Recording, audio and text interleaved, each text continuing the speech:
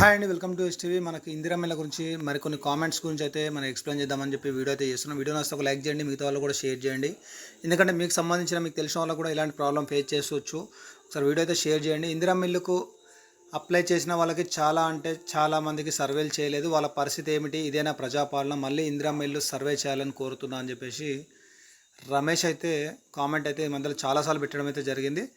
వాస్తవానికి నేను మొన్న 2-3 డేస్ బ్యాక్ కూడా ఒక వీడియోలో చెప్పాను, ఇందిరా మిల్లు గురించి రీసర్వే అయితే స్టార్ట్ చేశారు. ఇంతవరకు మీకు సర్వే జరగకపోతే మాత్రం మీరు ఎవరైతే ఈ ఎంపీడీఓ లేదంటే మున్సిపల్ కమిషనర్ ఎవరైతే ఉంటారో వారికైతే కంప్లైంట్ చేయండి, మీకు మళ్ళీ వచ్చి రీసర్వే అయితే చేస్తారు అని చెప్పేసి. అలాగే ఎవరైతే ఈ ఇందిరా మిల్లు నిర్మించుకుంటున్నారో వాళ్ళకు పిఎంఏవై కింద కూడా మళ్ళీ రీసర్వే అయితే జరుగుతుంది, ఓన్లీ మంజూరు పత్రాలు తీసుకున్న వాళ్ళకి మాత్రమే.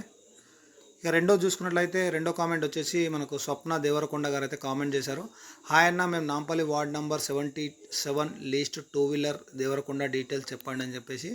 ఇంకా నాంపల్లికి సంబంధించి ఎలాంటి లిస్ట్ అయితే రిలీజ్ కాలేదు, కలెక్టర్ దగ్గర అయితే పెండింగ్లో ఉంది. అది దాని గురించి నేను అప్డేట్ ఉంటే నేను తర్వాత చెప్తాను, ప్రజెంట్ అయితే ఏం లేదు. ఇక్కడ చూసుకున్నట్టయితే నరేష్ యాదవ్ అయితే కామెంట్ అయితే చేశారు, సార్ నాది 25 డేస్ అవుతుంది సార్, ఈ పెండింగ్ అని చూపిస్తుందని చెప్పేసి.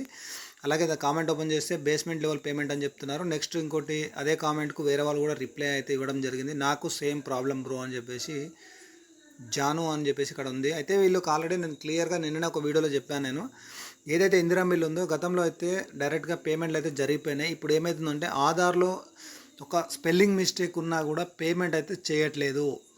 అందుకే మీకు 25 డేస్ అయినా పేమెంట్ అయితే పడతలేదని చెప్పేసి నేనైతే అనుకుంటున్నాను. ఒకసారి మీరు గ్రామ పంచాయతీ సెక్రటరీని లేదా ఎంపీడీఓ గారిని అడగండి, సార్ ఎందుకు పేమెంట్ పడతలేదు, మాది ఏమైనా ఆధార్ కరెక్షన్ ఉంటే మాత్రం 100% మీరు చేంజ్ చేసుకున్న తర్వాత మీకు పేమెంట్ పడుతుంది.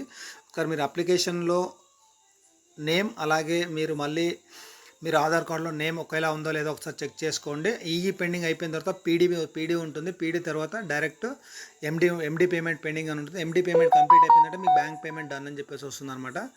ఇది ఒకటి. నెక్స్ట్ కామెంట్ వచ్చేసి if we got double bedroom that is a good news not this అని చెప్పేసి పెట్టడం అయితే జరిగింది. ఇది ఓన్లీ L1 గురించి ఆ వీడియో చేసాం. ఆ L1కు సంబంధించిన కామెంట్కు డబుల్ బెడ్రూమ్ గురించి అడగడం జరిగింది. అక్కడ చూసుకోవచ్చు. తోకల బాలు చందర్ అయితే కామెంట్ చేశారు, అన్న basement level stay payment pending for ఈ అప్రూవల్ అని చెప్పేసి.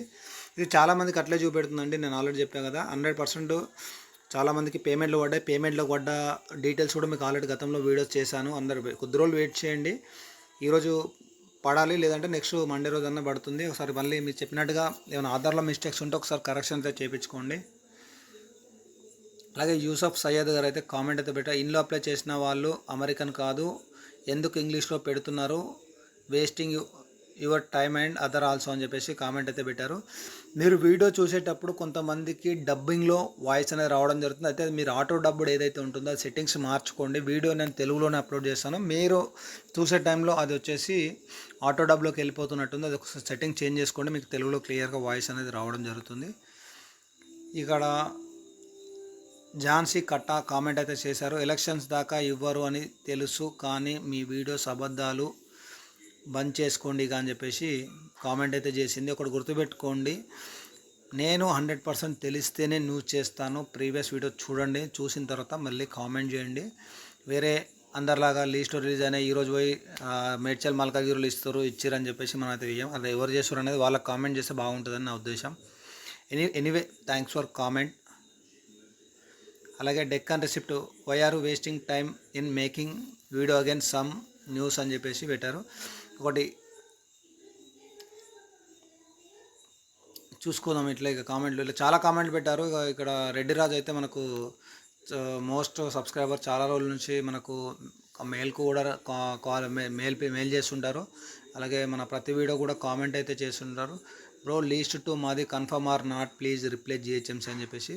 నేను గతంలో చెప్పాను, రెడ్డి రాజు గారు మీ లీస్ట్ అయితే నేను చెక్ చేశాను, లీస్ట్లో నేమ్ ఉంది, మీరు కొద్ది రోజులు వెయిట్ చేయండి. డబుల్ బెడ్రూమ్ మీ అదృష్టం ఉంటే 100% డబుల్ బెడ్రూమ్ వస్తుంది, లేదంటే ఈ G+3 ఇంధన నిర్మాణం దాకా వెయిట్ చేయాల్సిందే. ఇక్కడ చూసుకోవచ్చు. మళ్ళీ రమేష్ గారు కామెంట్ చేశారు 2 days back, same Indira mill apply చేసిన వాళ్ళకు సర్వే జరగలేదని చెప్పేసి.